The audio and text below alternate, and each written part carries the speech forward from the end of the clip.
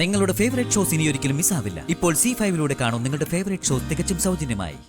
ആ കുട്ടി ഒരു കടലാസ് കൊടുത്താ ഞങ്ങൾ കൊടുക്കും. വക്കീലെ, നിങ്ങൾ എന്റെ ഭാഗത്തോ അത് അവളുടെ ഭാഗത്തോ? സത്യമേ, ക്ഷമിക്കണം. ഏത് വക്കീലിനും അങ്ങനെ പറയാൻ പറ്റൂ. അതാ നിയമം. ചെയ്യേണ്ട കാര്യങ്ങൾ ചെയ്യണോ അത്രേ.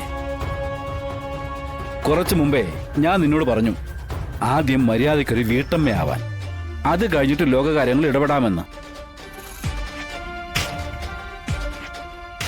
ഇപ്പൊ തെളിയിച്ചില്ലേ രണ്ടിലും നീ ലോക തോൽവിയാണെന്ന്.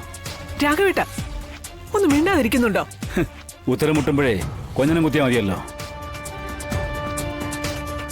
ഞാൻ നേരത്തെ പറഞ്ഞില്ലേ, ഇവിടെ പിന്നിൽ നിന്ന് കുത്തുന്നവരാ കൂടുതലുള്ളത്. വക്കീൽ എന്താണെന്ന് വെച്ചാ ഒരു പോംവഴി ഒന്ന് പറ. ഡിവോഴ്സ് അല്ലാതെ വേറെ പോംവഴി ഒന്നുമില്ല സത്യാമേ. ഡിവോഴ്സ് എങ്കിൽ ഡിവോഴ്സ്, അതിന് വേണ്ടത് എന്താണെന്ന് വെച്ചാ ചെയ്യണം.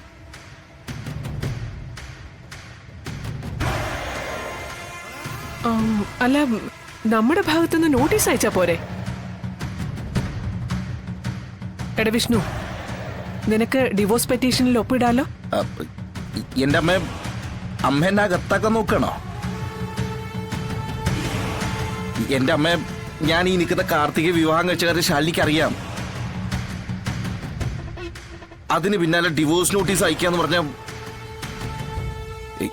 എന്റെ അമ്മയെ വക്കീല് പറഞ്ഞ അനുസരിച്ച് അത് വലിയ കുറ്റമാവില്ലേ?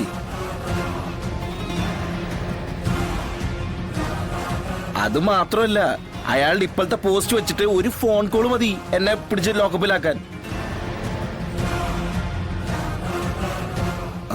അത് റിസ്കാ.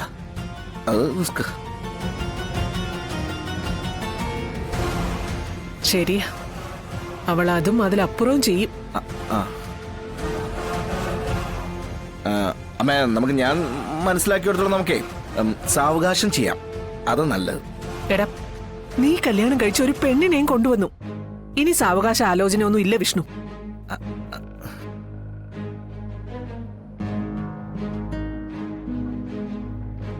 വക്കീലേ, ആദ്യം ഡിവോഴ്സ്, അത് കഴിഞ്ഞാൽ മറ്റെന്തോ ആലോചിക്കാൻ പറ്റൂ.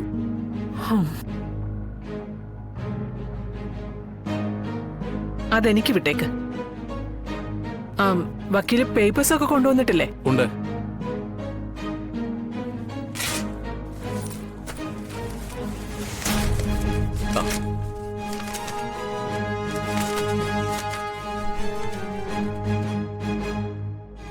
ഇത് മ്യൂച്വൽ ഡിവോഴ്സിനുള്ള പെറ്റീഷനാണ്. പരസ്പര സമ്മതത്തോടെ വിവാഹ ബന്ധം ഒഴിയുന്നു. പക്ഷേ അപ്പോഴും രണ്ടുപേരുടെ ഒപ്പ് വേണ്ടിവരും.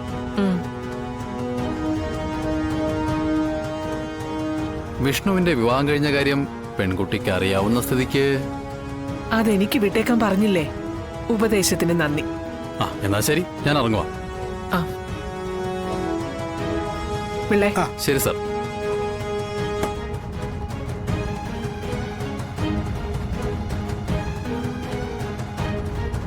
ഡൗൺലോഡ് ചെയ്യൂ C5 ആപ്പ്. കാണൂ എല്ലാ എപ്പിസോഡുകളും സൗജന്യമായി.